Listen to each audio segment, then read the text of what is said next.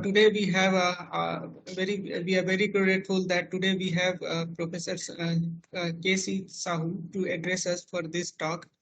And before we go further for today's talk, let me very briefly introduce Professor Kirti Sahu. So Dr. Sahu is a professor at the Department of Chemical Engineering, IIT Hyderabad. He obtained his PhD degree from JNCSR Bangalore in 2007 and was a postdoctoral fellow at Imperial College London from 2006 to 2009, and then joined IIT Hyderabad as a faculty. His research interest includes the study of clouds and raindrop, interfacial flows, and hydrodynamic instability. Dr. Kirti has received many recognition. Notably, among them are Young Scientist Award from the Indian National Science Academy, the National Academy of Science India, and the Young Associate of Indian Academy of Sciences. He is an elected fellow of Institute of Physics, UK. He served as an associate editor of Journal of Engineering, Mathematics, and Fluid Dynamics and Material Processing. Participants, with this very brief introduction about Professor K.C. Sahu, let's welcome him to address this third talk of the first talk of the third day session. Dr. Kirti, you are very much welcome to address our participant. Thank you very much, Dr. Kishore Singh Patel. I also like to thank the other conveners of this meeting. I consider myself very fortunate to, give a talk in this meeting. I hope you all will be liking this talk. Are you people able to hear me properly? And yes, sir. Yes, sir. Your voice is very clear. Yeah. So, and also I feel you will be able, you are able to see the screen. Yes, are you able to see the screen? Okay. Yeah, we can see it, sir. Thank you very much. Full screen, the presentation. I have made it full screen. No, it's not in presentation mode. I think resharing. I think you have to do this. Resharing? No. Otherwise, put in the presentation mode. It's visible. I put it in presentation mode only. But 1 second. There is some issue, I think. 1 second. So now it's fine. Now it's fine. Perfect. Yes, okay. Yes, it's perfect. Okay, so again, thank you very much. Are you in my first slide, the introduction slide, like the slide, the main, the first slide itself?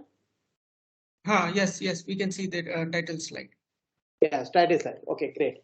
So thank you very much once again. I'm Kirti Sahu from Department of Chemical Engineering, IIT Hyderabad.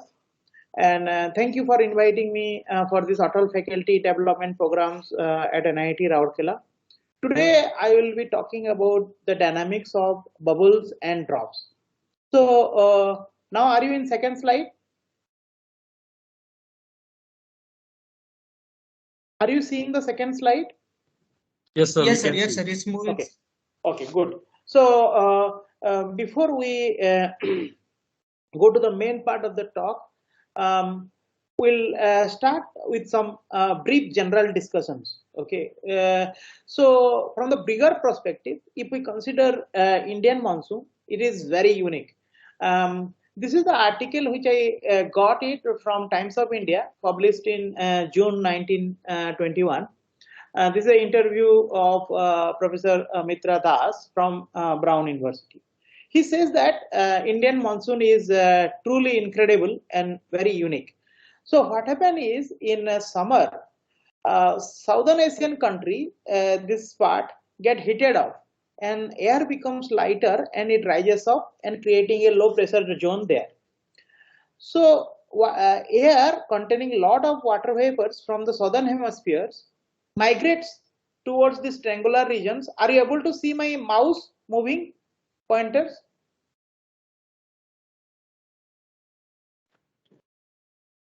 No, sir. No. No. So there is issue. 1 second. I think the pointer you have to select there from 3 dots. There is. In the bottom, there is 3. 3 dots. Hmm.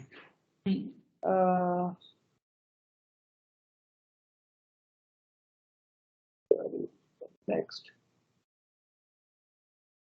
First one is pointing.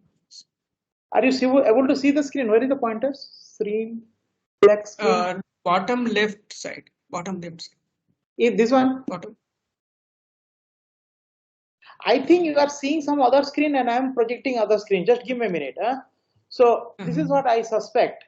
Okay. Now let me share the screen. It is showing 2 windows. I will go to desktop. Are you able to see this my screen? Yeah, we can see that map with the. That's great. Now it will come. So.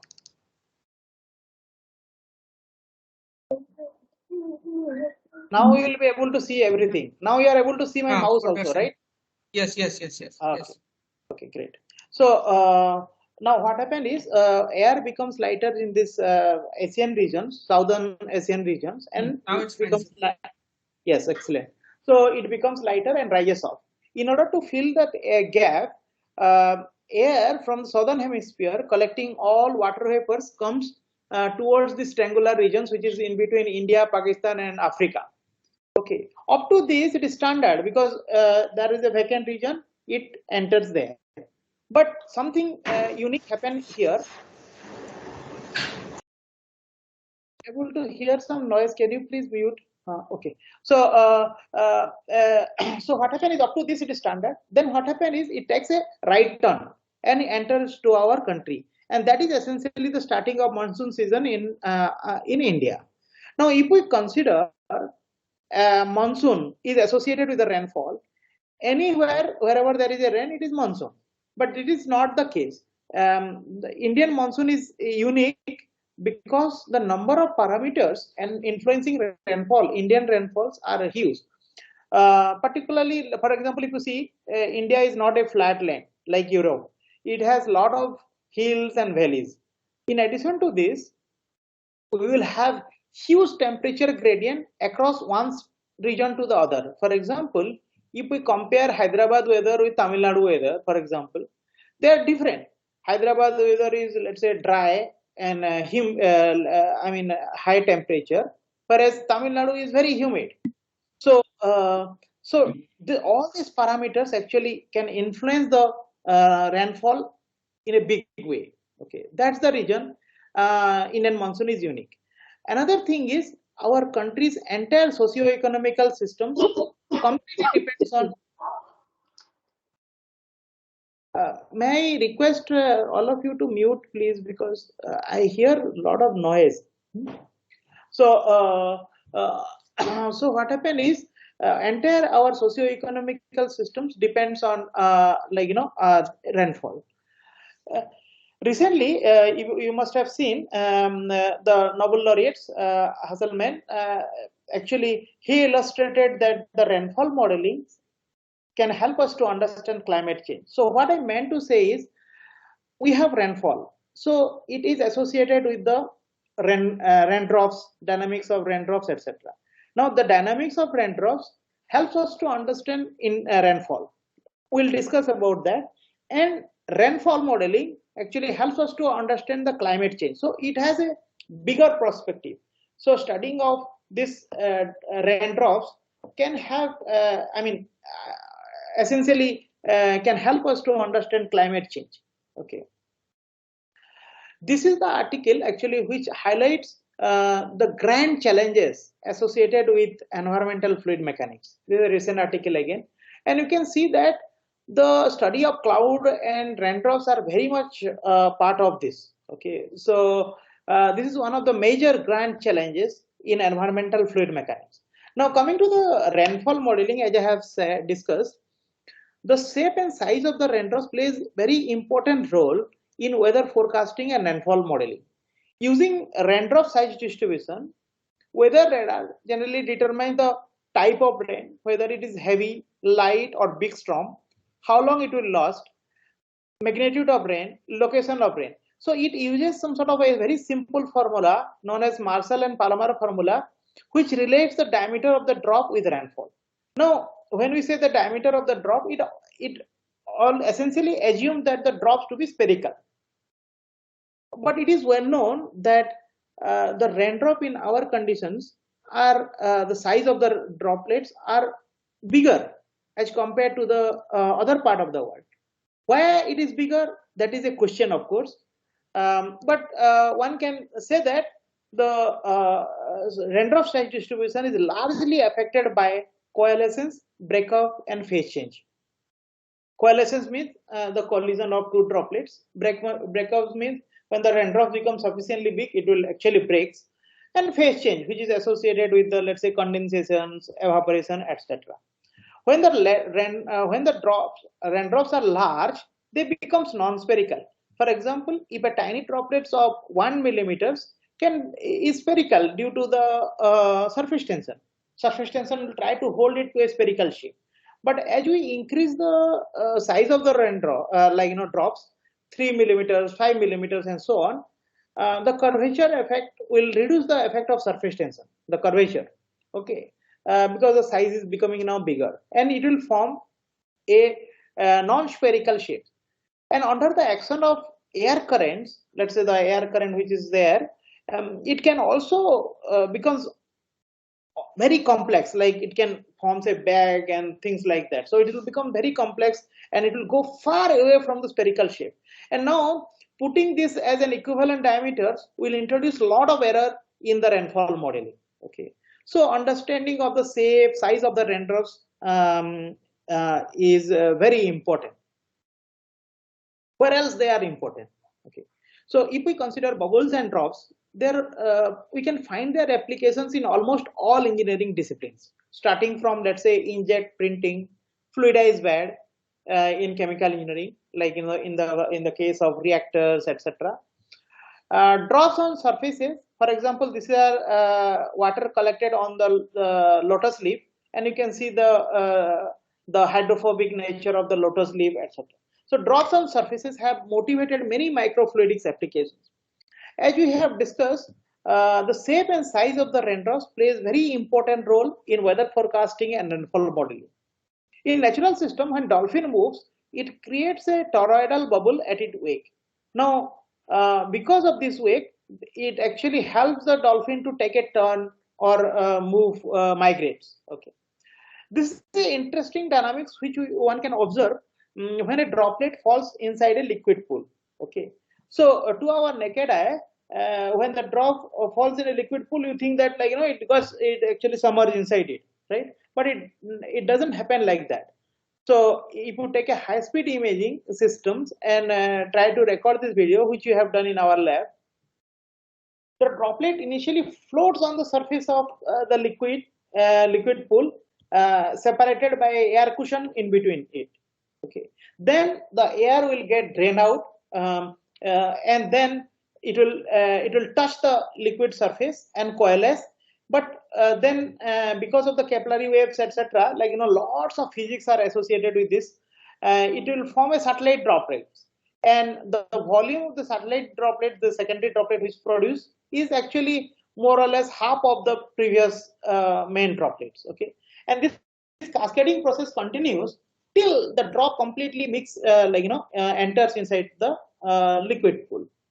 So what we understand from here is bubbles and drops are not only relevant in many engineering disciplines, but also they are very interesting, okay, to study.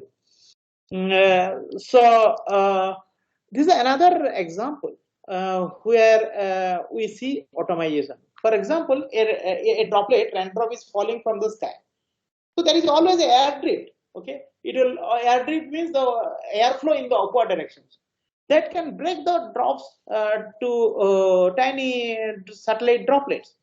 So in order to create that similar things, we have a droplet falling, and this is a nozzle, and turbulent flow is coming out of this nozzle, which is interacted with the droplets, and that fragments the droplet into tiny satellite droplets. You see, this phenomena is known as automation. So it is not only relevant in the natural phenomena like the to obtain the size distribution of raindrops, but also in many mechanical engineering processes, for example, combustions and in the combustion chambers, fuel droplet has to break to get the better air fuel mixtures, right? So automation is important to study this. Natural phenomena are also mechanical engineering applications. Now, coming to the current situations, respiratory droplets. For example, if somebody cough or sneeze, it creates a lot of droplets. Now, the droplets from here, once it releases, there are a lot of entrament of air, and thereby increasing the size of this affected region. And if a person standing some distance away and it gets the this jet, then that person will also get affected. So of course, fluid mechanics can play a vital role. So entire fluid dynamics researcher across the globe has taken these challenges during the COVID-19 time, and they have come up with many mathematical frameworks that can help us to understand the importance of face mask and how much social distancing one has to make during these periods. Okay. Another instance is when the droplet somebody sneeze, affected person sneeze or cough or talk, the saliva droplet comes and go and hit on the surface, and now once it stays there, touch the surface, it can stay for longer. Okay, and of course it is affected by the local conditions like humidity, temperature, etc. And till that get dried out completely, this can affect somebody else. So the understanding of the lifetime of this droplet sitting on the surface, on different surfaces, is very important to understand respiratory droplets. So we have conducted some studies to get the lifetime of saliva droplets under different conditions in different surfaces, temperature and humidity. So this results, for example, give a phase diagram of lifetime of droplets in temperature and relative humidity space. So if you have a particular condition, you can go there and see that, okay, this droplet the lifetime of this droplet is this much. Okay, so the studying of droplets and bubbles are also important to understand the respiratory diseases. Okay, particularly the spreading of respiratory diseases. So there is a review article which you have written recently. One can look into this for detail of different type of studies which has been conducted particularly the fluid dynamics of droplets in the context of respiratory droplets. Okay, so now coming to the Marangoni flows, for example, so common fluids like air, water, oil water systems. In this case, what happens is the surface tension decreases almost linearly with temperature. So mathematically, one can express surface tension sigma to be some function of temperature, which is because it is linearly decreasing. One can write a formula like this. Here, d sigma over dt is the Marangoni terms. Now, one can imagine when a droplet is sitting on a hot plate, what happens is because the temperature is high near the contact line, which is this peripheral region, surface tension will be low. And here the temperature is low, so surface tension will be high.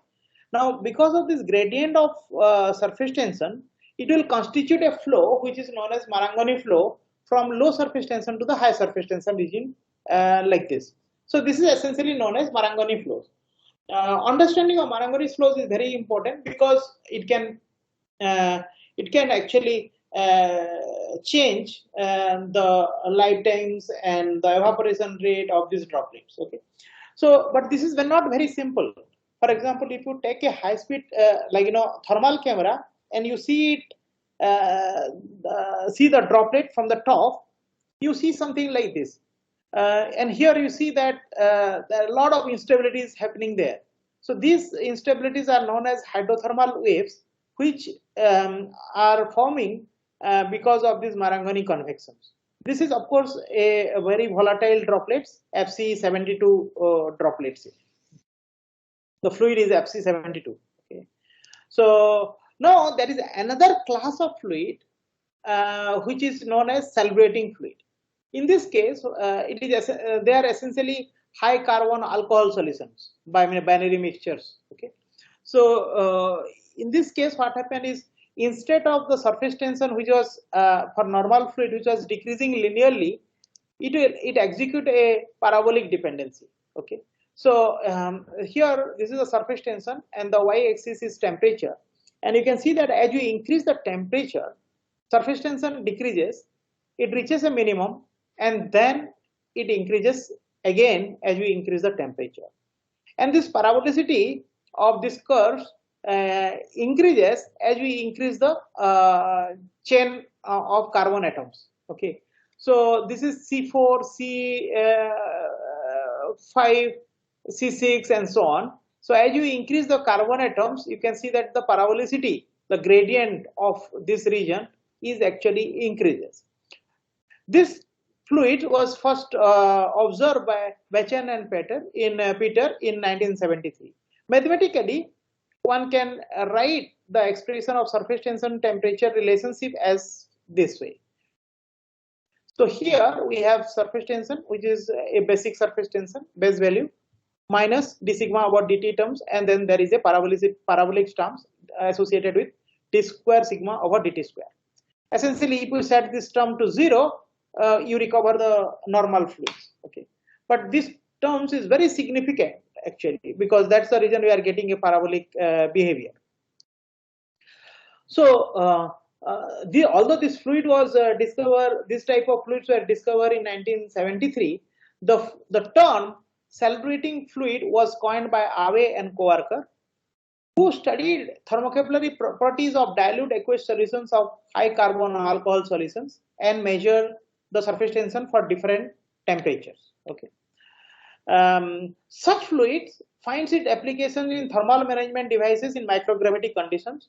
For example, if you go to International Space Station, gravity does not play a role.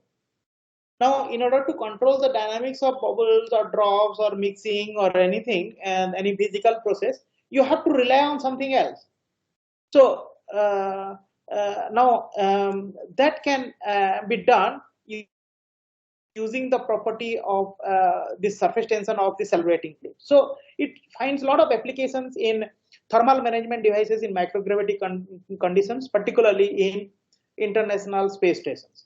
Now, if we wanted to understand this physically, what is the difference of celebrating fluid from a normal fluid? As I told you, let's say you have a substrate wherein this is a hot area and this is a cold area. So increasing the temperature, which happens mostly linearly, will decrease the surface tension, right? Now, if you have a droplet sitting here on the surface on the substrate, what happens is the Marangoni stress will be developed in the outer region, which will migrate these drops from the hot region to the cold region. I will show you some simulation also soon. But now, on contrary, if you have a sulfatic fluid, increasing the surface tension will have a non-monotonic behavior of surface tension. So surface tension will be minimum here. Now, if you have a droplet here, now at the minimum, so the surface tension increases in this direction and also this direction. So it will get the Marangoni stress act in this both the directions, and thereby elongating the droplet at a faster rate. So what will happen?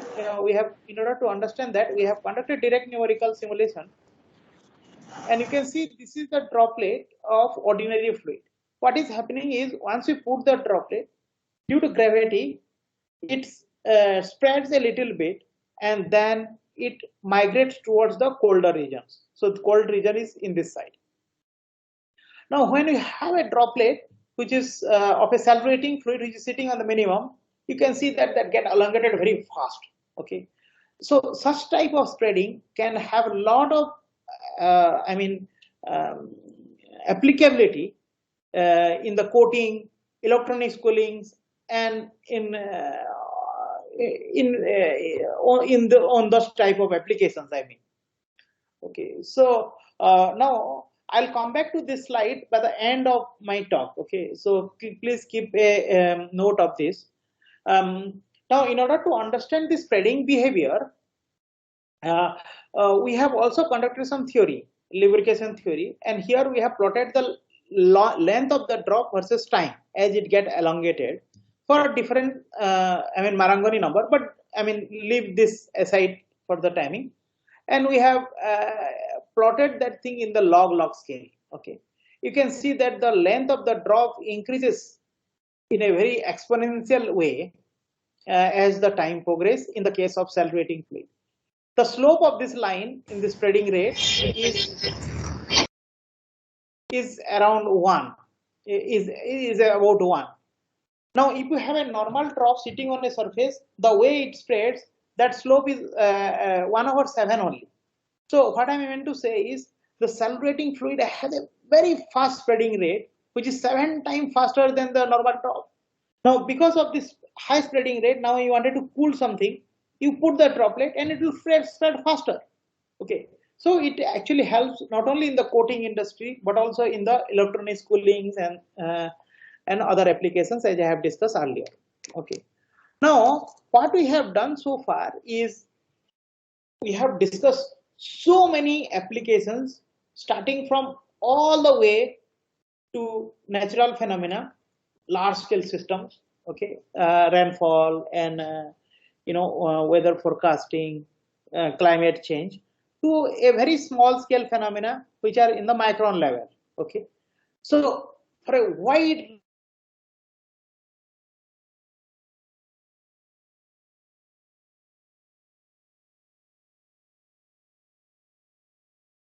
study of phenomena for your reference. Okay, now I'll come to the main part of the talk. This is the outline of the present talk, wherein we will first discuss an air bubble rising in a liquid in an isothermal medium. Then we will discuss what happens in the case of non-isothermal fluid, particularly when the fluid is a non-salvating fluid.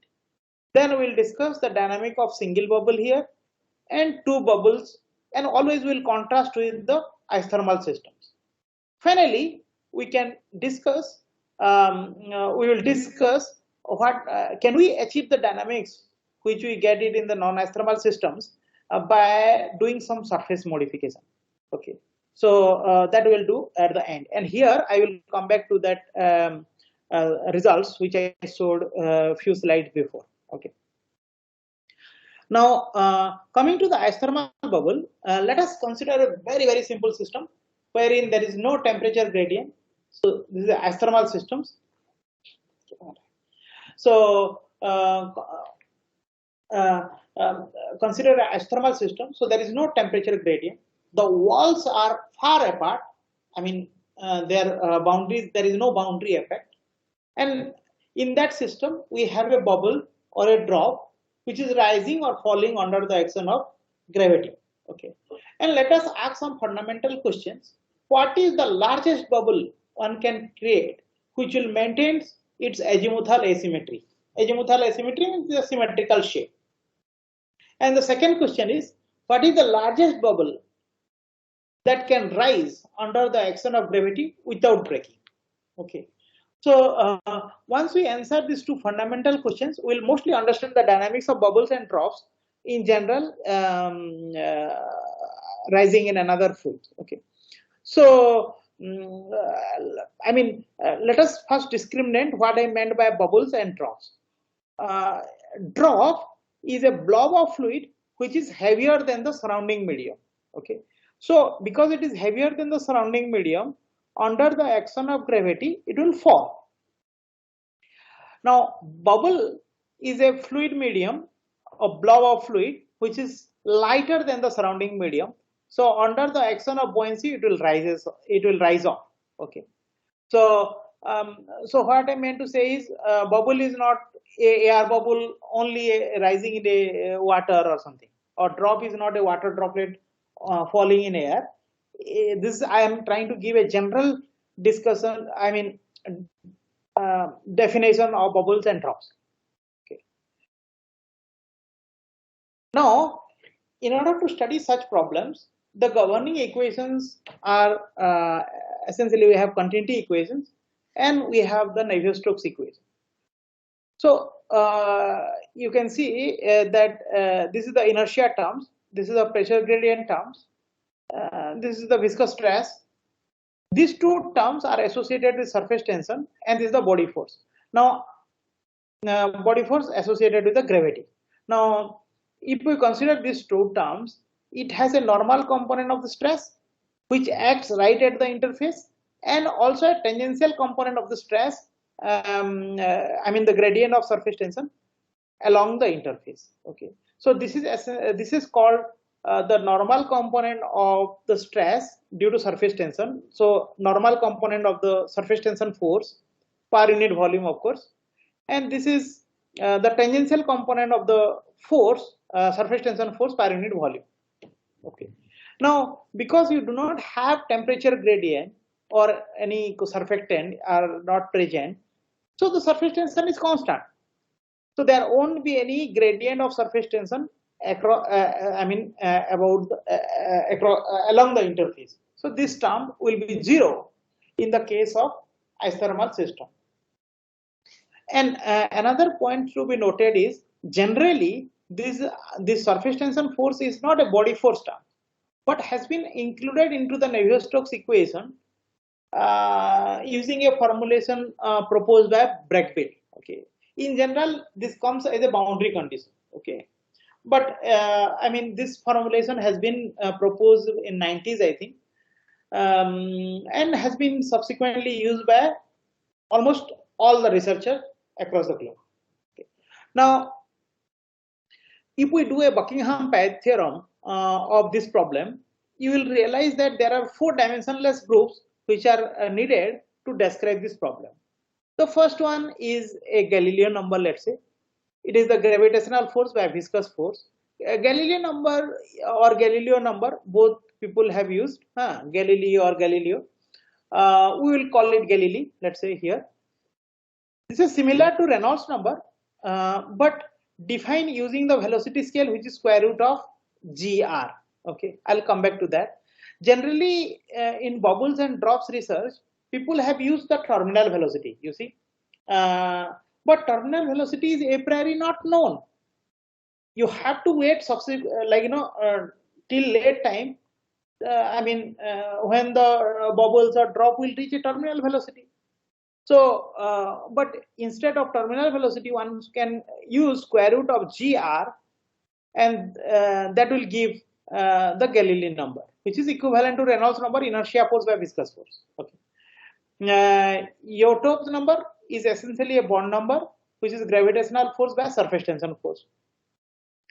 Density ratio, which is density of fluid B by density of fluid A, inner fluid by outer fluid, and viscosity ratio, inner viscosity by outer viscosity.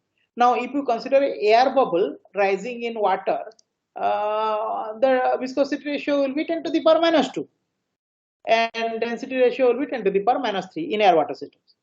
Now, in addition to this 4 dimensionless number, people have used another additional dimensionless number, which is Morton number, which is equivalent to Youtop's cube by Galilei 4. Now, if I substitute this, I'll get a expression like this. Now, if you see, it is a unique number because it does not depend on the radius of the drops or bubbles R. It only depends on the fluid properties. Okay, fluid properties of both the, in this case it is outer fluid, but if you wanted to define everything in terms of the inner fluid, that can also be done, but it depends only on the fluid properties, okay, and the gravity. So it is a unique number, and several researchers have used a Morton number also, okay, in their study. Now, as I told you, this is a very classical problem, a bubble rising in a liquid. The first study appears to be in 1500 by Leonardo da Vinci, who talks about the 3-dimensional dynamics of bubbles. Okay, so of course the number of research papers which has come out on bubbles dynamics are many actually. But for the interest of talk, we only highlight only two papers which are Clift et al. 1978 and Bhagayora. They are essentially same papers, and they talk about this phase diagram. Okay, this is essentially they have excuse me.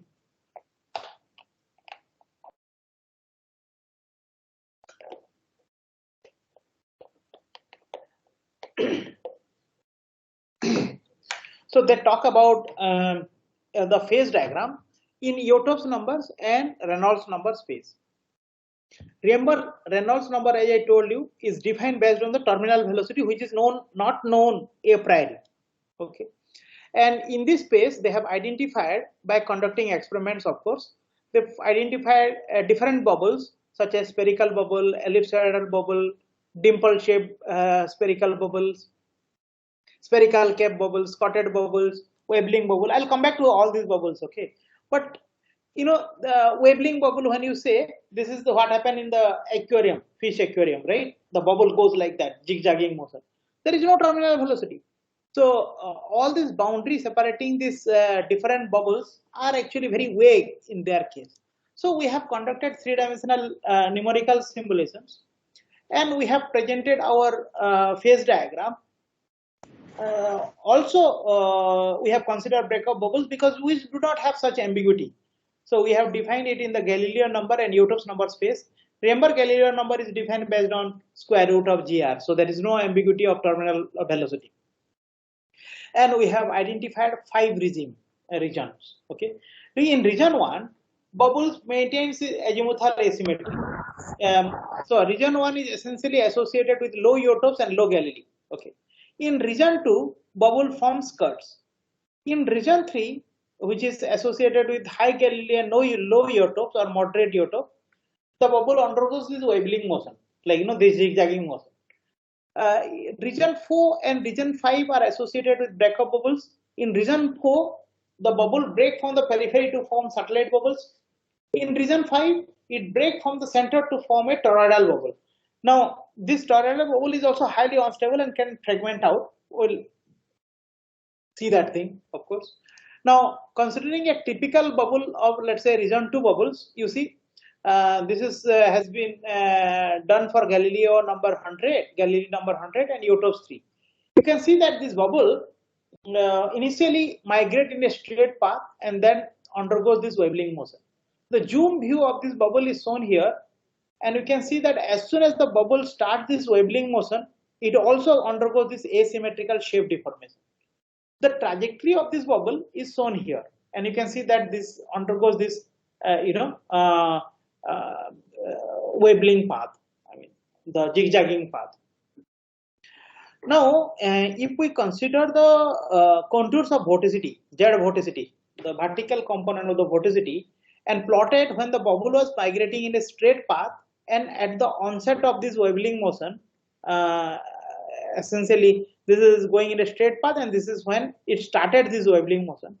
You see that when it was going in a straight path, these vorticity contours are aligned, okay, vertically aligned. But as soon as it starts this wobbling motion, it undergoes this vortex setting. Now, it has been very clear that this asymmetrical shape deformations and the vortex setting is the main reason behind this wobbling motion. But it is not known so far that which is the mother and which is the daughter, okay, which is the cause and which is the effect, the asymmetrical shape deformation or the vortex setting, which cause what.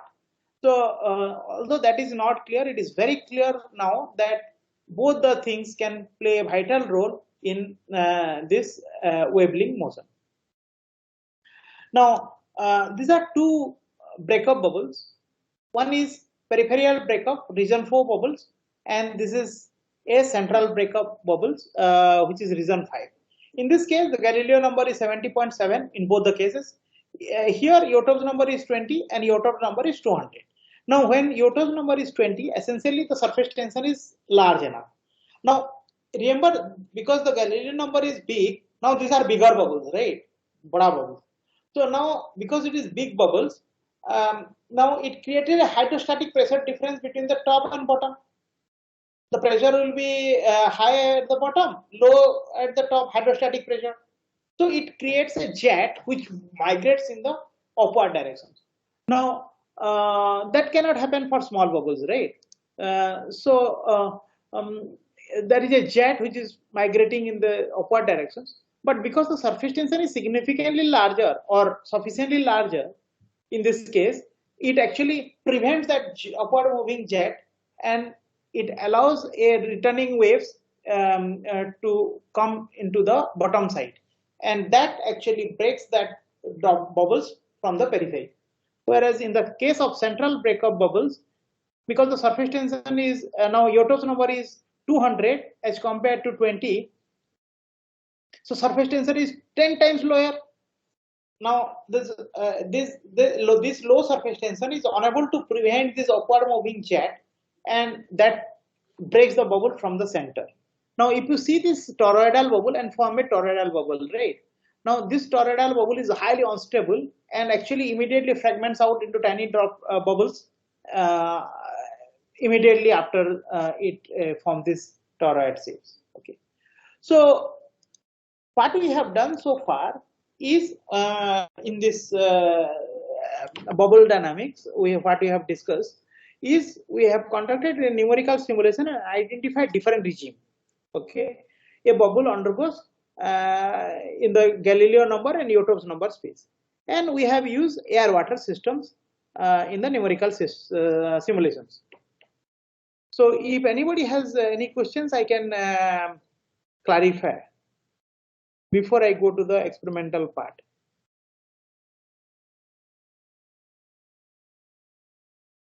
Participants, any question from the simulation part till now?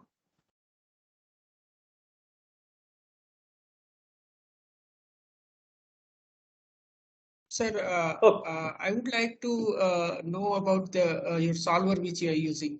What is this multi-phase model you are using? And the surfactant dynamics. Basically. Correct. So I completely skipped that part. We are using two types of code. That is, one is a diffuse interface method code, which we have developed it from the scratch. Like, this is our code. And another code we are using Basilisk, which is based on a volume of fluid methods and a height function approach. Okay. The complete details of this solver can be found in our Nature Communication papers, which I have cited. Okay, so essentially we have two codes. One is volume of fluid method based code, finite volume, and another code which is diffuse interface method using Cannon-Liard equations, etc. And that is our code. Okay, but I mean. For simple cases, we have compared both of the codes, but mostly we have used Basilisk. Okay. So in this Basilisk, the surfactant model is available in Basilisk? Everything is available, but not for the isothermal, non-isothermal case. I'll come back to that. In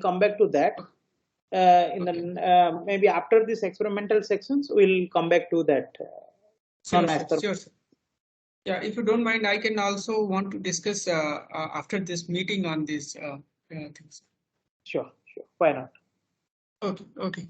So participant, any other question from the simulation part? Okay. I think we can go ahead further. Okay. So far we have discussed about the numerical simulations. Now let us see whether. So it actually, out of curiosity, we have conducted this experiment. Whatever we have done in our numerical simulations, how well it match with the experiments. Okay. In order to do that, because the simulations are very, very expensive, and we have done a very large number of simulations in order to get the phase diagram. So similar number of experiment has to be conducted.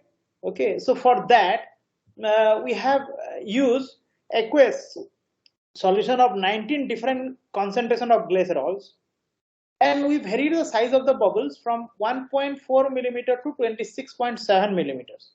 How we have done this, I'll tell you. So in our experimental setup, we have an acrylic containers, okay, and we have a dumping cup and nozzle arrangements fitted with a syringe pump. Okay, so a non-volume of air is we inject it, which is collected inside the dumping cup, which is like this. We collected it, and then collected the non-volume of air, and then we slowly invert it so that a single bubble rises off in the vertical direction. We cannot do that thing for using syringe pump because it can only produce tiny bubbles. It will not be able to produce such big bubbles. So we have used a dumping cup where a non-volume of air is collected, and then we invert it. A single bubble rises up. And now when it rises off, we have inside this tank, we have aqueous solution of 19 different concentration of glycerols. So we have a huge range of fluid properties variations, and then I'll come back to that also. Then we have a high-speed imaging systems fitted with a computer, and we take the image, we record the image of the bubble as it rises off inside the containers. The size of the container is actually 17 centimeter by 17 centimeter and 2 meter height. So it is sufficiently big, so there is no wall effect. Okay. Now coming to the fluid properties of water glycerol mixtures, as I told you, we have used 19 different solutions. Okay, so pure water is at the bottom and pure glycerol is at the top, and this range you can see we have 10% of percentage of glycerol, 25% of glycerol, and finally we have 100% of glycerol.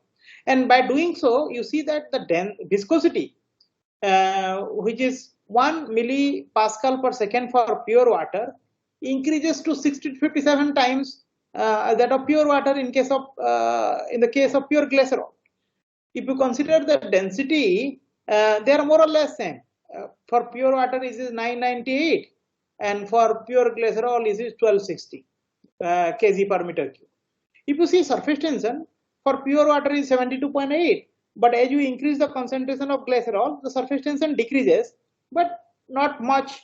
And for pure glycerol, it reaches 62.1 millinewton per meter. Okay.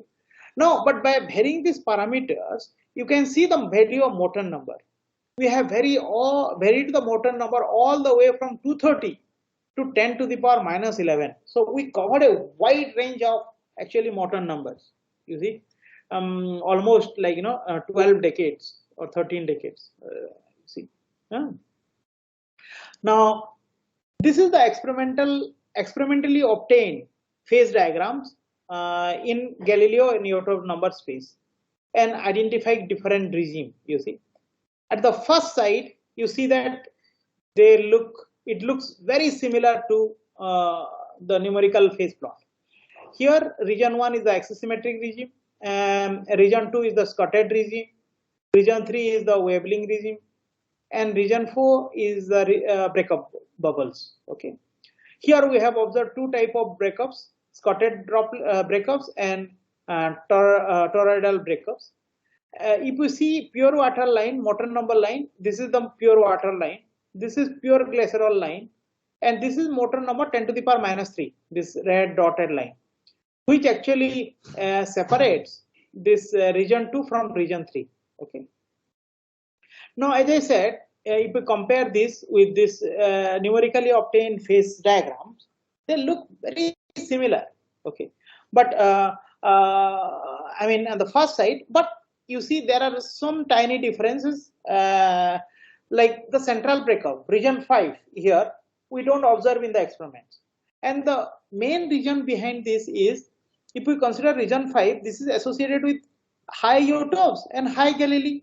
So essentially, these are the biggest bubble which we have considered. Okay. Now, because this is a big size bubble, of course, it is not spherical. But in our numerical simulations, we assume that all the bubble at t equal to 0 are spherical. Okay. So that's the reason, that may be the possible reason why we don't observe central breakups in the experiments. The actual density and viscosity ratios are different, which we have observed in our previous table. In the numerical simulation, we have used viscosity ratio to be 10 to the power minus 2 and density ratio to be 10 to the power minus 3 air water system. But here we have considered aqueous glycerol solution. Okay, so the actual density ratio and viscosity ratio are different. Also, change in surface property due to experimental conditions such as contaminations can also affect the dynamics. However, we have minimized this effect by cleaning the tank very frequently and using fresh solution for every experiment. Okay. So we believe that this third condition is not a major one. The difference is coming because of this first two, regions. Okay. So now in order to make a apple to apple comparison, so we have considered 40% of glycerol and radius of the bubble is 0.83 mm, and here we use the actual viscosity and density ratios in our simulations, and the right hand side in all the panels are from experiments and the left hand side are from numerical simulation. In region 1, we observe spherical bubble, oblate bubble and dimple bubble. So we can, of course, spherical bubble is visually, you can see that they are spherical. Oblate bubble also you can see visually they are oblate shapes. But dimple bubble you can see at the bottom, you can see, make a note of this. So you can see that there is a dimple shape coming at the bottom of this bubble. So that's how these oblate bubbles and dimple bubble are different. Okay, but you can see that the comparisons are pretty good. Now, this comparisons is even better for region 2 bubbles. This is the Scotted bubble. This is from our numerical simulation, the left hand side, and the right hand side are from the experiments. And you can see that they are pretty much in good agreement. Okay. And this case is for 97% of glycerol, and radius of this bubble is 19.27 mm. Okay. So the corresponding viscosity ratio and density ratio can be found here. Okay. This is another a typical region 3 bubble, spiraling bubble, and you can see that in this, and that is for 25% of glycerol, and radius of this bubble is 2 mm. Okay. And you can see that this bubble undergoes this wobbling motion. The zoom view of these bubbles at different times when are shown here, and you can see that even in the experiments it undergoes these asymmetrical shape deformations, which we have observed in our numerical simulation. Remember the first movie which I showed. So, so the experiments and numerical simulations are agreeing pretty much very. They are agreeing actually. Okay. Now, so far, what we have understood is, what we have discussed is the dynamics of a bubble in simple isothermal systems without any boundary effects and any major complex situations. Okay. So now let us go to the non-isothermal bubbles. So as I told you, let us consider an air bubble rising in a celebrating fluid. Remember celebrating fluid, which I have discussed in the beginning. So let's say this is a cold side and this is a hot side. So the temperature is linearly increasing, okay, as you go in this vertical directions. So because the fluid is a separating fluid, surface tension has a non-monotonic effect, having a minimum right here. Okay. Now imagine a bubble or a drops. Okay, imagine a bubble for the timing. What happened? The weight acts in the downward directions. Buoyancy acts in the upward directions. Now, if the bubble is here in this region, in the bottom side here, what will happen? The surface tension actually increasing in the bottom side, right? So it will experience a thermocapillary force in the upward direction. That means it will act in the same direction as that of the buoyancy. Now, once the bubble crosses this minimum, let's say it is here, the thermocapillary will act now in the downward direction because the surface tension is increasing. Okay, so the thermocapillary acts in the downward direction, so it opposes the buoyancy force. So depending on the location where the bubble is, now you can have a thermocapillary force which will act along the same direction as that of buoyancy, or it will oppose it. oppose the buoyancy. Understand, right? So now this is the main thing to understand the dynamics, which I am going to discuss in the next few slides. Okay. Now let's have a bubble which is designated by fluid B. Now the surrounding fluid, which is fluid A, is a celebrating fluid. Now this is an air bubble. Because the gravity is acting in the downward direction, the bubble is should rises off under the action of buoyancy if it is a astronautal system. Right. Now this is a cold side, the blue region, cold plate, and the upper plate is a hot plate.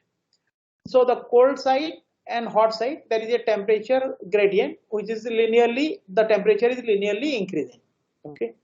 The height, width, and the depth of the container is, let's say, h. They are sufficiently big enough, let's say. Now because the fluid A is a celebrating fluid, as I told you, this has a parabolic dependency which is mathematically represented by this: sigma equal to sigma naught minus beta 1 this temperature plus beta 2 into temperature square. Here T1 can be considered as the reference temperature. Okay. Now this here beta 1 is actually essentially equal to d sigma about dt, and beta 2 equal to with a minus sign, and beta 2 is actually d square sigma about dt square. So it is the first Marangoni terms and this is the second Marangoni terms. Okay. So mathematically we can express it like this. Okay. Now the governing equations will be like in the earlier case. We will have the continuity equation, we have the Navier-Stokes equation. Now remember, this term was set to 0 in the case of isothermal bubble. Now this term, which is the tangential component of the surface tension, also will appear in the non-isothermal system because there is a temperature gradient along the interface. So we have a temperature equations, energy equations, which is there is a Marangoni terms. I'll come back to this dimensionless number in a minute. All these equations are coupled via viscosity, which relates, which is a function of liquid phase and the air phase. Surface tension, of course, this is the dimensionless number of m1, which is related with this d sigma about dt, and m2 is related with d square sigma about dt square. And density, again, C here represents the volume fraction of the, let's say, liquid phase. So C equal to 0 for the air phase and C equal to 1 is for the liquid phase. So when C equal to 0, for example, you have the viscous density ratio rho r. When C equal to 1, this term goes to 0 and density becomes 1. So the various dimensionless numbers are here, the Reynolds number. Remember, now we have a velocity scale which is defined based on thermocapillary phenomena, right? So you will have Reynolds number, which is inertia force by viscous force, Froude number, where b square by gr, Marangoni number, which is Reynolds into Prandtl, where Prandtl is the usual definition of viscous force by whatever, the momentum transfer by heat transfers. Bond number, which is essentially Reynolds into capillary by Froude, where capillary number is inertia by surface tension. Okay. So all these dimensionless number you can see. In addition to this, you have density ratio and viscosity ratio, M1 and M2. All these are there. So it is a dimension. In terms of parameters, it is a parametrically rich problem. Okay. So now coming to the numerical methods as discussed by Dr. Patel, we have used Baselik's solver, but the calculation of the Marangoni stress, which is this term, you see, delta S term, is very difficult. Okay, so and it is more difficult for large Marangoni numbers because the temperature boundary layer is very thin. As you increase the Marangoni number or Prandtl number, the temperature boundary layer becomes very thin. So although we have used the framework of Baselik's, this force term was not there. So we have included this Marangoni force into the solver. Okay, And I have not gone into detail of the numerical methods, but I wanted to show these validations, wherein we have plotted the rise velocity of the bubbles, normalized velocity. This is with Young's formula, but I mean some sort of velocity you can say, versus time. And you can see that the comparisons is very good, even for Marangoni numbers 100. I'll not go into detail of this, but if somebody is interested, can see our articles in published in Computers and Fluids in 2018. Now coming to the physics, okay. So in the case of normal fluid, as I told you, buoyancy and the thermocapillary will act in the same direction, because this is the cold side and this is the hot side. So so the surface tension is high here, low there. So there will be a thermocapillary stress which acts in the vertical directions, and buoyancy also acts in the vertical direction. So both the forces act in the same direction, and thereby helping the bubble to migrate in a faster rate. So if I calculate the local Reynolds number of this bubble is much higher. So that's the reason this bubble actually get deformed and then finally reach a steady shape and it rises off. But in the case of celebrating fluid, you can see that the bubble, so somewhere in the middle, this is the location of the minimum surface tension. Below, the surface tension force and the buoyancy force acts in the upward direction, so it migrates it. It helps it to migrate in the upward direction. But after it crosses the minimum surface tension location, the thermocapillary stress acts in the downward direction, whereas the buoyancy acts in the upward direction. So there is a competition between these two forces. Okay, and then it actually thermocapillary wins at some point, and it helps it to migrate in the downward direction, and the bubble get arrested somewhere in the location of the minimum surface tension. Okay, this is a very interesting finding, according to me. Has been done using axisymmetric numerical simulations, was published in JFM 2015. But then we have conducted three-dimensional simulation also, and then you see some interesting dynamics also. We'll see we'll present it in the next slide. Here we have plotted the center of gravity of this bubble. Okay, location of the center of gravity of the bubble versus time. You can see that in the case of isothermal system, the bubble rises off, so center of gravity increases with time. Location of center of gravity increases with time. Now in the case of linear fluid, thermocapillary and buoyancy acts in the same direction. So the velocity of rise actually increases. As you can see in this line, the slope of this line is much higher than that of this dashed line. But in the case of salerating fluid, it rises off, reaches a maximum.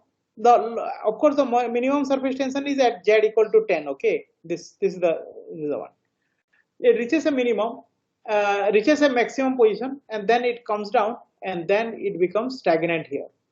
One can also do theoretical simple theory and can calculate the location of this bubble arrest.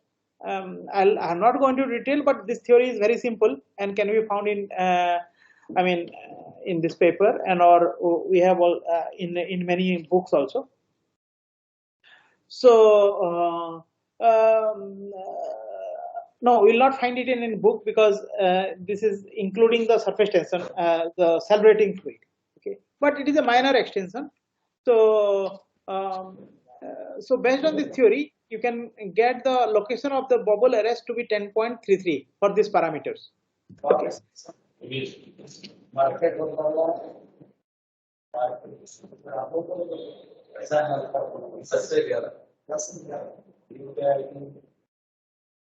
I apologize, sir. I think someone has left his mic on mute. I muted him. Can continue. Okay. So the bubble get arrested. So this location of the bubble arrest, if I see, it is similar to what a theory can predict. Okay. Now I wanted to discuss some sort of interesting patterns. Now that we don't get in the axisymmetric simulations. So if we consider a normal fluid, the bubble only rises up in a vertical path like this. Now in the celebrating fluid, when the bubble get arrested, the bubble rises up, it crosses the minimum, which is at Z equal to 10, and then it experiences a vertical pull. So it comes down, take a turn, and then it migrates in the lateral direction while it get arrested in that Z locations. Okay, so it is migrating in this direction. But you don't think that it is a wall, right? Wall is very far away. Remember, it is actually big. So it is not due to wall. It is just due to thermocapillary stresses. It is migrating in this direction. But it is not migrating off after this. Okay. Now, in order to study these mechanisms, we have plotted the velocity field UVW, the axial component, the spanwise component, and the vertical component, and temperature field. I'll pay attention to this. I request you to pay attention to this W component and the T component, the temperature field. You can see that the bubble, as it was rising off in the bottom side, you see a red region, right? So the velocity is more, the positive. I mean, it was migrating off. But once it, and you can see the temperature field is quite symmetrical. But once it crosses the minimum surface tension, you see that it experiences a Marangoni stress. So this red region becomes blue. So that means it is experiencing some sort of negative velocity. It is coming down. But at the same time, you see, because of the thermocapillary, the temperature distribution becomes non-uniform. This is an equatorial plane, okay, along the equatorial plane. So you see that the temperature here is blue, that means it is low, and this is high. Now, and because of this asymmetrically taking the turn, which we have discussed, right? And then after it takes a turn, again, while it is migrating in the downward directions, the temperature distribution becomes symmetrical. But at later times, when it started migrating towards one side, you see the temperature distribution. It is completely opposite of what it is, but you see in this side also, they are quite asymmetrical. And now if you plot the surface tension versus theta along the equatorial plane, you see there is a huge variation of this surface tension. And that is making the drops or bubble to migrate towards one side. Where it will migrate, that is of course arbitrary. That is because of some initial perturbations. Okay, but it will migrate towards one side when it get arrested. Now, if you plot the velocity field in the vertical plane, this plane, you see also a very asymmetrical structures, which you don't find this in the isothermal case. This is purely due to the temperature gradient and the thermocapillary stress along the asymmetrical thermocapillary stress, I would say. Okay. Here we studied the effect of M1. Remember, M1 is associated with d sigma over dt. We always kept M2 to be M1 by 2 because we wanted to fix the location of the minimum surface tension. So M2 is always M1 by 2. Okay. So here, as we increase the value of M1, that means we are increasing the first Marangoni terms.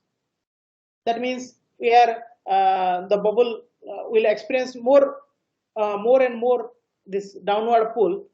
So in this case, you can see that as you increase the value of M1, the bubble get arrested at a lower locations. That is expected. Okay, but for a high Marangoni numbers, high values of M1, you can see that the bubble goes off and get arrested there, and it try to sag like this because of this unbalance of thermocapillary stress along the equatorial plane. So it is just sagging there. You can see that the magnitude is very small, but it goes off. The magnitude of these oscillations are very small, but it is going through a very spiraling type of motions as it get arrested directly there. Now, if we study the effect of initial location of the bubble, for example, if you have a bubble which is starting from bottom, this is the location of this minimum surface tension. You start the bubble below this, or above this, or somewhere at this location. So what happens is when you start the bubble at the bottom, it experiences the upward motions due to buoyancy and thermocapillary. So it will go off, and then it experiences the downward pull. At this location, the thermocapillary will win, and it will come in the downward directions, and it gets saturated here. It gets arrested here. But when the bubble starts from the top, immediately from the beginning, it experiences a downward force due to thermocapillary. So it comes down because of inertia. It crosses this minimum. it reaches some somewhere down locations, and then buoyancy again take over, and about finally this is the location where both the thermocapillary and buoyancy get balanced, and you can see that their location of arrest is the same irrespective of from where you have started the bubble. It will get arrested at the same location. So this is a very interesting observation from this study. Okay, so these are a parametric studies has been conducted, because as I told you, this is a very rich problem in terms of parameters. You can see the behavior is as expected. As you increase the bond number, you are reducing the gravity effect. So the bubble will get arrested at a higher location. That's what you see it here. As you increase the Reynolds number, that means we are increasing the inertia. So the bubble will get arrested. As you increase the Reynolds number, the location of arrest will increase. Similarly, when you increase the fruit number, essentially you are decreasing the gravity effect. So once you increase the fruit number, the bubble get arrested. That means that we are reducing the buoyancy. So the bubble will get arrested in a lower location as compared to the higher fruit number. Okay, so, as compared to the lower fruit numbers. Okay. So, I mean, all these things are as expected, like, what you can physically expect. Okay. So now what we have done in the case of Marangoni bubbles is we have considered a single bubble, and we studied the effect of Marangoni stress considering the celebrating fluid. Now let us consider a situation where two bubbles are rising. Now we have one bubble and then another bubble. They are separated by a distance q0. Okay, they are separated by some side by side. Okay, the gravity is acting in the downward direction. Now, if we consider this fundamental study, several researchers have conducted, starting from legendary to we have. I mean, Koch also has done. This is a group from UCSB, John Kim and all. So. So what happened is there are several studies. We have also contributed something. But the major finding from all these studies are as follows. It can be summarized here. In the Stokes flow, when the Reynolds number is low, if you have two bubbles rising side by side, they will repel each other. That means they will go away from each other. In the potential flow regime, when the Reynolds number is large, they will attract each other. Now, in this case, in the non-isothermal systems, we ask a question: what happens if we have a temperature gradient? If we have a colder region here, hot region here, like the one you see in the atmosphere? Okay. So, what happened to the bubble rise? Okay. So, this is the main finding from this study. So, here we have plotted the Q by Q0. Q0 is the initial separation distance between the bubble, and Q is the instantaneous distance between this bubble. So Q by Q0 versus time. This is also normalized times. Okay. We have set the parameters for calibrating fluid to be 0.4. M1 is 0.4, M2 is 0.2.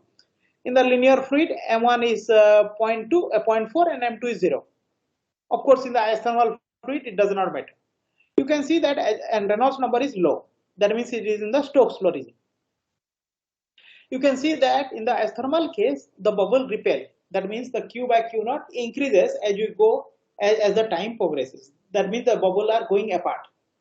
In the non-isothermal case, however, you can see opposite behavior. They attract. That means the Q by Q0 actually is decreasing. Okay. Now, in the case of linear fluid, that means where M2 is 0, you can see that the bubble attract very fast. Okay, that is because the local Reynolds number is very high. Both the thermocapillary and buoyancy acts in the same direction. Remember, so they attract each other, they hit and bounce. Okay, so I will discuss this part. But what we essentially see is there is the attracting behavior. In the celebrating fluid, you can see that the bubble attract, they touch each other, and then you see here, you see they undergo the squeezing and relaxing behaviors while they are in touch at the subsequent time. Okay. Now, in order to see the difference, collision dynamics, This is for the normal fluid, and this is for the celebrating fluid. In the normal fluid case, here we are plotting the vertical locations as they are rising versus time.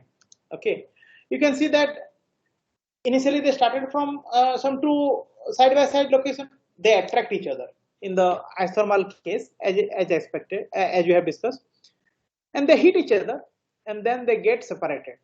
So they collide and separate. In the case of celebrating fluid, on the other hand, you can see that they attract as the time progresses, and they remain in touch and exhibit squeezing and relaxing behavior under these plastic collisions. Okay, so you see in isothermal they are separating. In linear fluid they are attracting, but they are attracting at a faster rate and then bouncing back. In the celebrating fluid they are undergoing a plastic collisions. So in order to understand the dynamics in much more detail, we have plotted a regime map in Weber number and M1 space. So for entire values of M1, always M2 is M1 by 2. This is the region where the bubble undergoes the attraction behaviors, and this is the region where the bubble undergoes the repulsion behaviors. Okay. Of course, in the limiting case, when M1 is 0, you know the behavior. Okay, but all these findings are other than that, these findings are new. Okay. Now, when you have two bubbles which are rising at a different orientation, even there you see that the bubble attract each other, and then once they attract, they touch each other, they oscillate like this in the vertical plane, and then they somehow orient themselves like a giant bubble, and they migrated together. So you see these attraction behaviors even in oriented bubbles. Okay. So what we have done so far is we have discussed about isothermal case. We have then discussed about non-isothermal case. Okay, and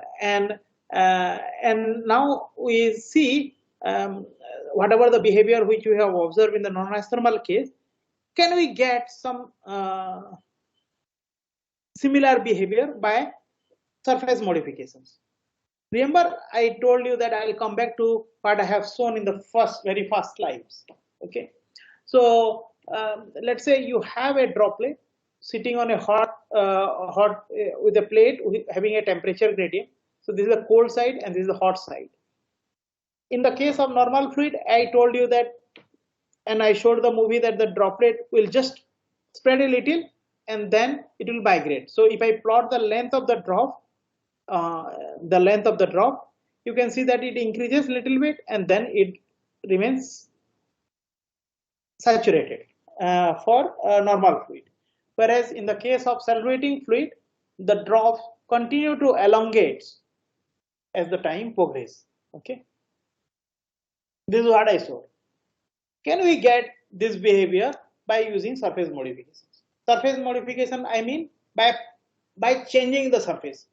So in order to do so, we have constructed two surfaces, and these are the SEM image of these surfaces. This has actually the microstructures. Okay, microstructures. You can see that in the first case, the distance between this the pitch between these pillars, you see they are decreasing as you go in the radial directions.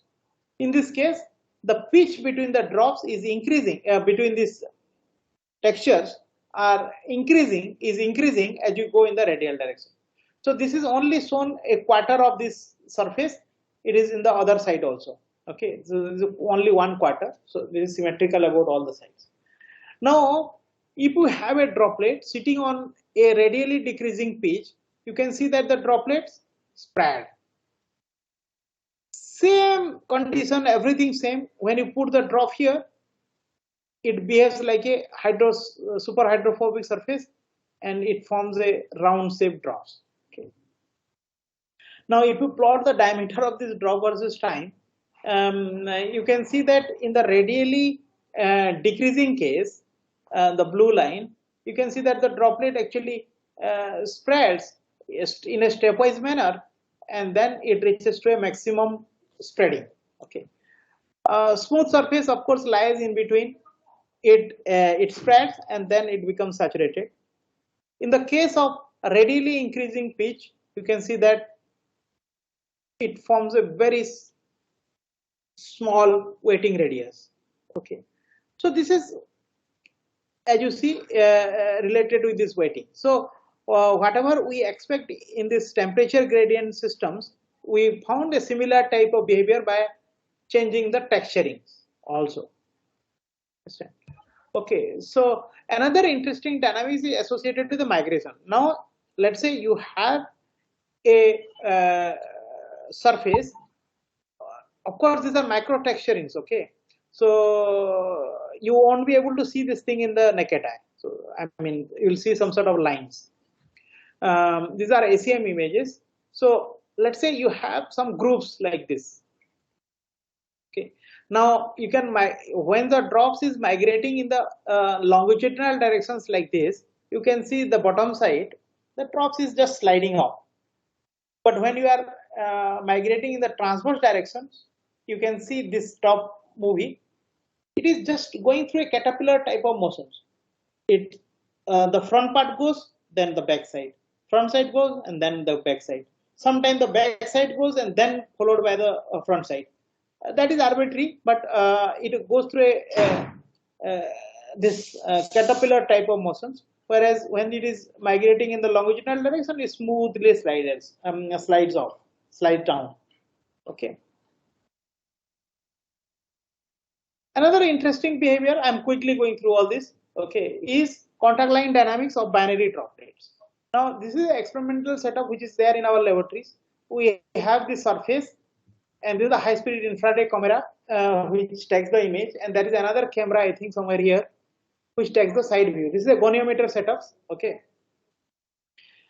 Now, if we have a binary mixtures of ethanol and water, 50%, 50%, and let's say if we have temperature of the substrate is 25 degrees centigrade. Okay. So what happened in this case is, of course, the droplet undergoes evaporation. Okay. So during the evaporation phase, at the early time when the temperature is low, it goes through a pinning phase. The drop does not increase or decrease this radius, and followed by the receding stage where the evaporation is significant, it recedes from both the sides. But when the temperature is high, close to 60 degree, close to the boiling point of ethanol, you can see ethanol boiling point is of course 78 degree centigrade, which is well above this temperature.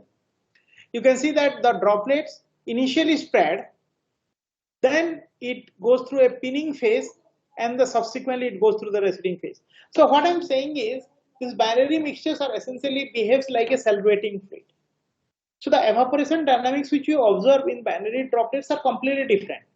Okay, so that's what I wanted to tell in this slide.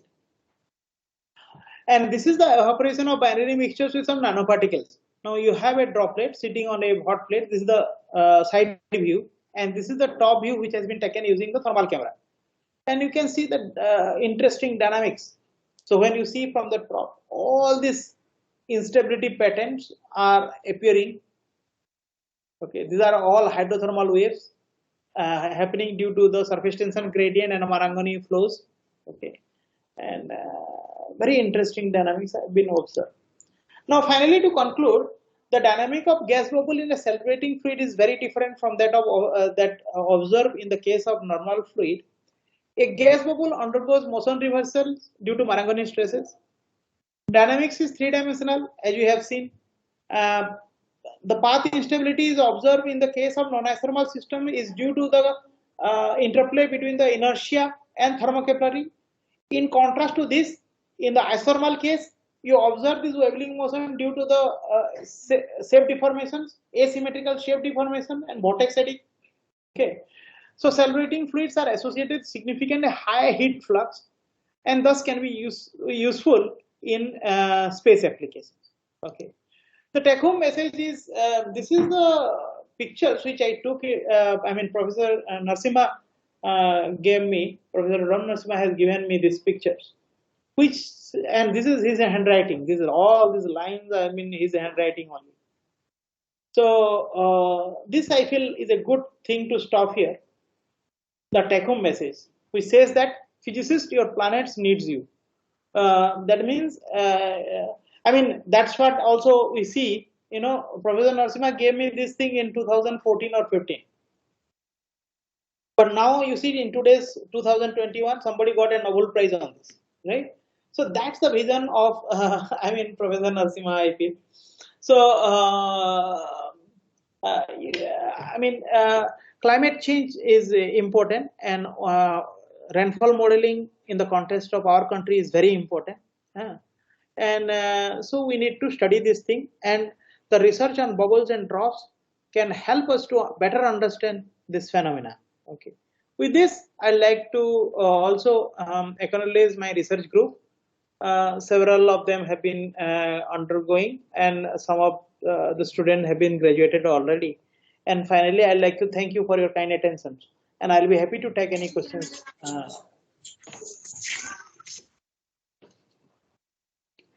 Not able to hear you.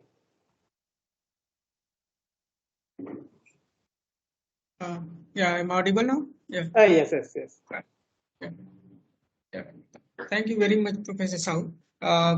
This is actually a very interesting behavior we came to know about the self-rewating fluids and drops and all. And it's like they get trapped and they appear in a very different way, like all these things. As you said, for this the microchannels and all self-rewating fluids behavior, this can be linked with the self-rewating fluids behavior. Mm-hmm.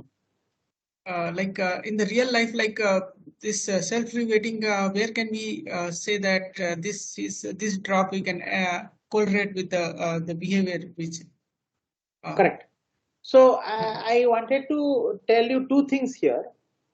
In the earth systems, when we are talking about the different applications in the earth systems, the gravity is important. Okay, so of course, thermocapillary and all these stresses will not play a major role.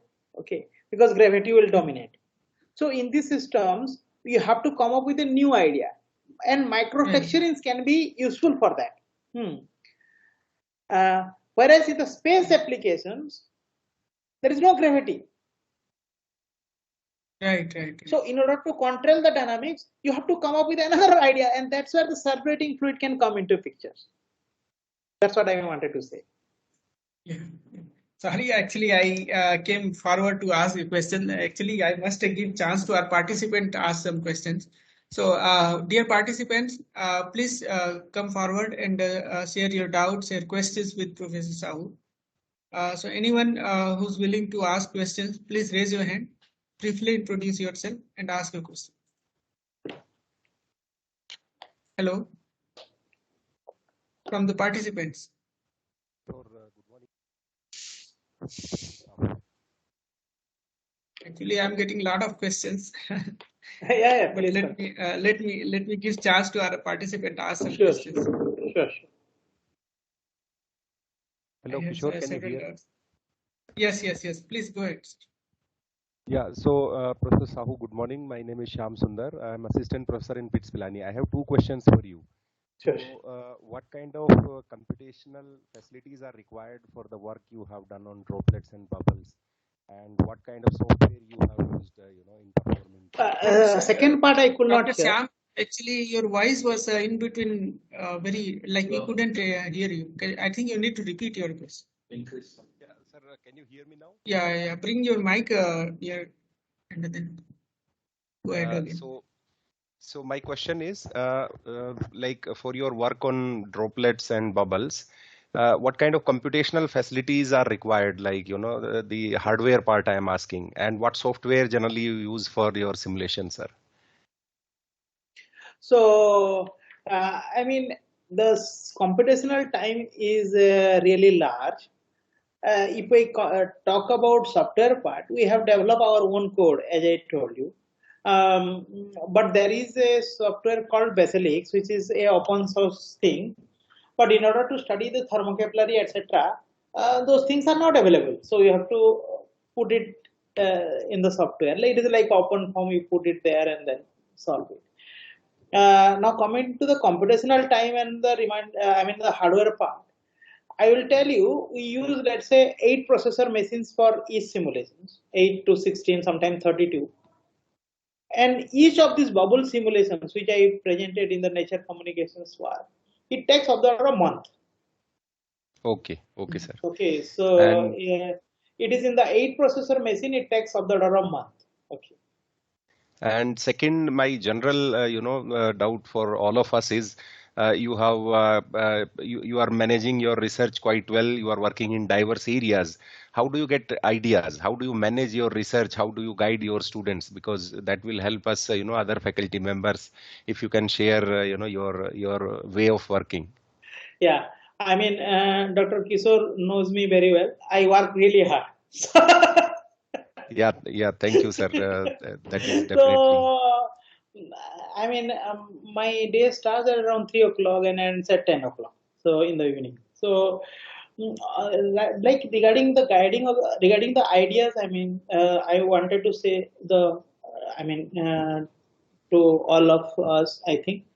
And this is what I motivated from Professor Narasimha and from many others, big people. Reading can only give you the ideas. So my sincere advice to young kids, the PhD students, etc., at least read 1 papers per week. It may not be related to your research area. It may be slightly away.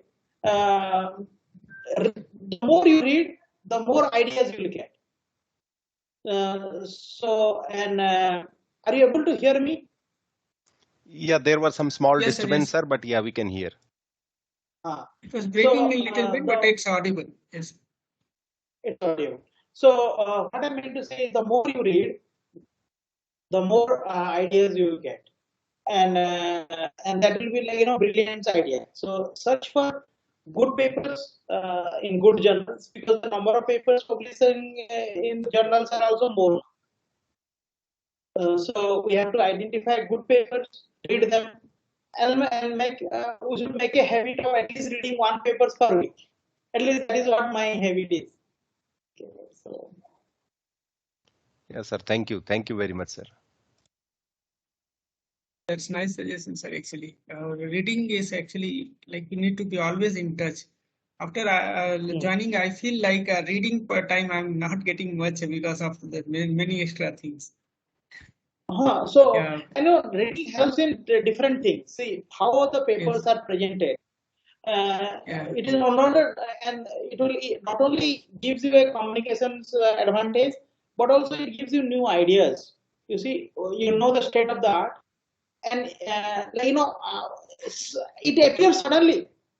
So when you are reading several papers, when I was a student, I'm telling you, maybe in GNC people might tell you, I used to read many 2-3 papers per week. But now I am not getting time, but at least I make an effort to read 1 paper per week. Yeah. Reading is very helpful. That's nice suggestions. Any other question from the participants? Hello, participants, if you want to share. I will connect it to my other internet. Just give me a minute. Just give me a minute. No problem. Because it is no problem. Yes. So in the meantime, please raise your hand, and Professor. Yeah, please. Now it's much better, sir. Yes. Yes. Because I was connected through my mobile, na. So.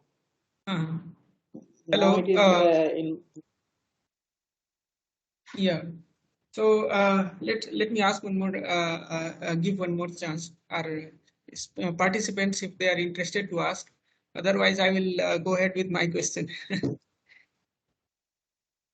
So, Professor Sahu, actually, one thing I want to ask, when you displayed about the self-reweighting bubbles, they come close, they stuck to each other. Like one thing came in a mind, like why don't they coalesce? Like is there some So that anti-bubble is kind of thing coming in a picture no, and all? no. This is a good question. This is a very good question. Yeah. I deliberately did not want it to coalesce. So, for example, if you have tiny bubbles, small bubbles, it will never coalesce. Only bigger bubbles can coalesce. So Because what basically prevent that high surface tension? High surface tension. Yeah. So when the bubbles are tiny, they can come closer, but they will not coalesce. For example, if you have soap bubbles never coalesce. Because the surface tension is low. Okay, so like a lower surface tension can lead to not coalescing. Higher can actually interact No. What I'm saying is, in the soap bubble, the dynamics is different. So because you have a thin layer of surfactant that prevents the coalescence. But in general, when you have tiny bubbles, the surface tension is high, and that prevents the coalescence. Okay, so we also sometimes read about that anti-bubble system and all. Is that something coming in a picture? Like some small air or some other thing gets squeezed in between? Get trapped. Yeah. But in this particular problem, I deliberately told the code that don't coalesce. So this the isothermal the surfactant effects and all that you have managed through the Canhilliard code, right? Because you said No, it is so. So during the comparisons time, we have used Canhilliard and Baselix together, but subsequently later on, then we use Baselix only. So it is the Baselix solver. Like some, I think. Yeah, I think you mentioned that the isothermal model is not available in that basis. Non-isothermal. Yeah. Okay. Yeah, that's all I guess. I had these doubts. So, audience, any other question from your end? If not, then let's thank Professor K.C. Sahu for this wonderful talk. It was actually like we came to know about the very different regime and the very different behavior of bubble. And that can actually lead to many things to understand in this field. So, Professor Sahu, we are very thankful to you for this wonderful talk.